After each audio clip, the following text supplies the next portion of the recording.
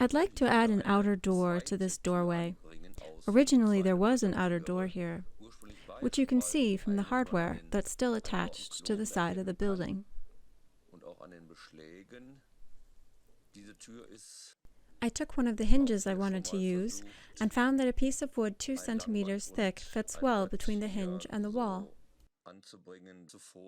Before we get started making the new door, let's look at a few other old wood doors around the house. This old door was in the house when we bought it 40 years ago. It's simply made, but we decided to keep it.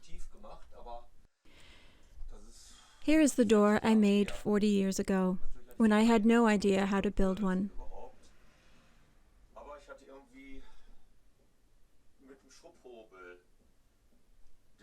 All I did was plane a few boards and put them together.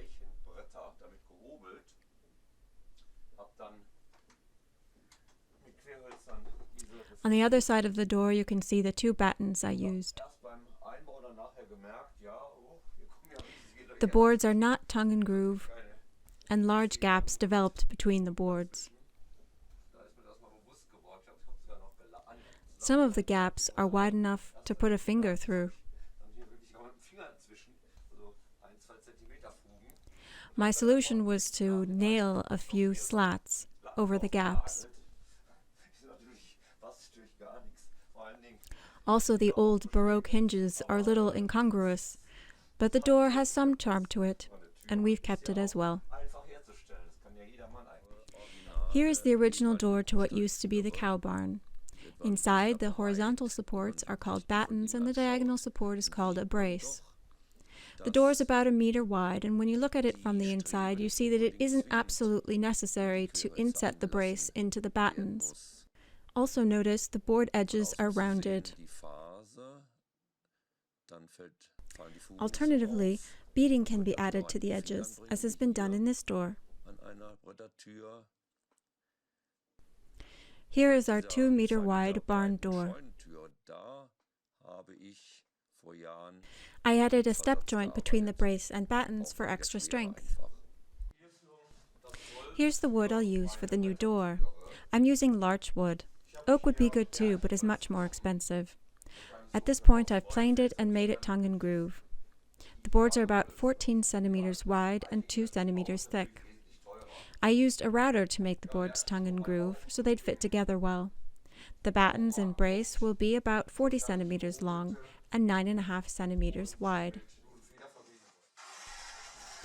Now I'm using a plane to chamfer the corners, which will make any gaps that develop between the boards less noticeable. Here I keep the boards in place with a clamp while I measure out the exact dimensions. The interior width of the doorway is 98 centimeters, while the door itself will be 110 centimeters wide. The door will cover the doorway and rest against the outer wall.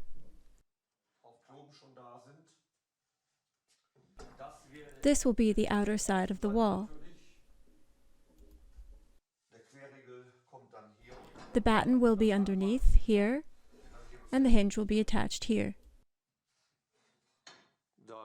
Since this will be the exterior side, I laid the boards so that if they warp, they will tend to bend toward the building rather than away from it. To do this, you must visualize where the center of the tree was and place the board so the center of the tree is on the exterior side of the door. Now I'm attaching temporary slats to hold the boards in place. This will allow me to easily turn the door over and trace where the brace and battens will be.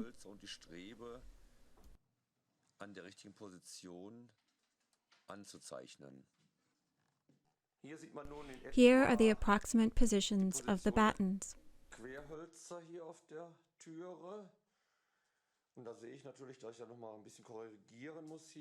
Here you can see a mistake in planning, as on this side of the door the batten is too close to the edge of the last board.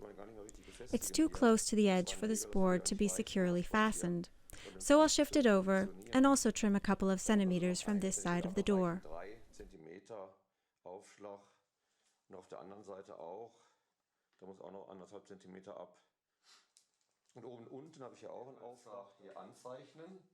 The battens will be placed about 30 centimeters from the top and bottom of the door.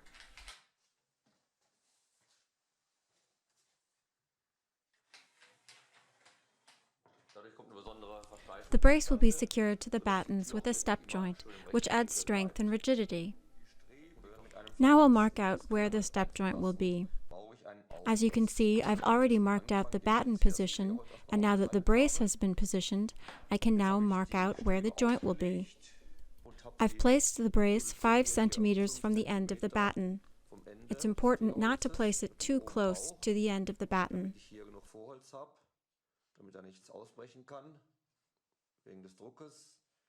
First, I mark out where the brace meets the batten.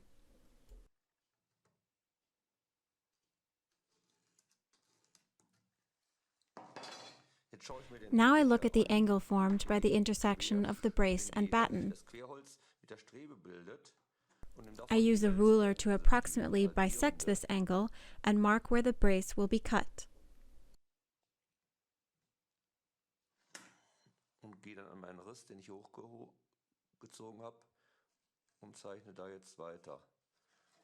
I then go in about 2 centimeters and make a mark.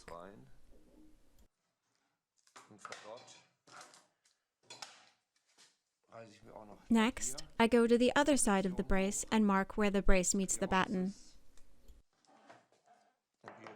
I then connect these 2 marks. Next, I'll cut the brace along these lines.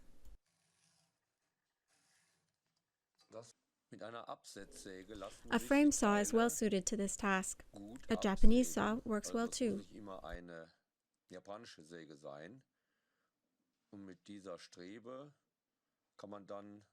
Now I mark where the batten will be cut.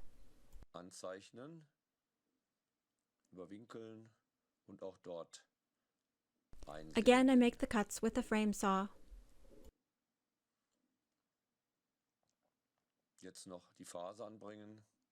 Here I use a plane to chamfer the corners.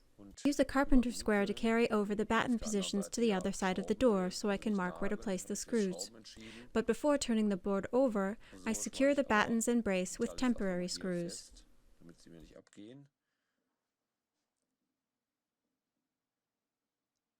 Now I can remove the temporary slats on the opposite side and mark out the battens and brace on this side of the door.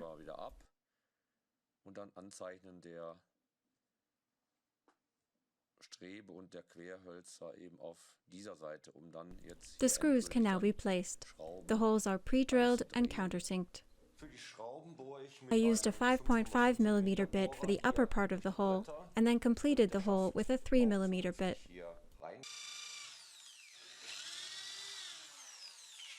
Finally, the holes are countersinked and the screws can be placed.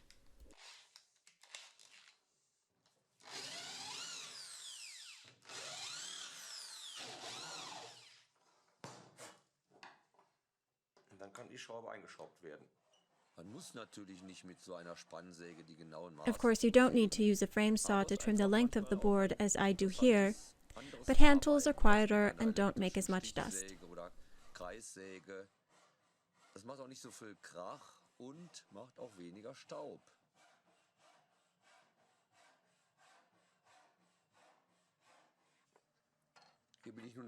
Here I mark out the exact position of the hinges on the door.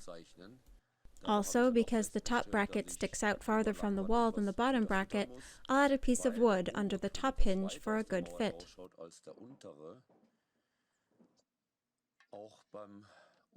I'll also put a small strip of wood under the bottom hinge, since it doesn't fall exactly between the screws.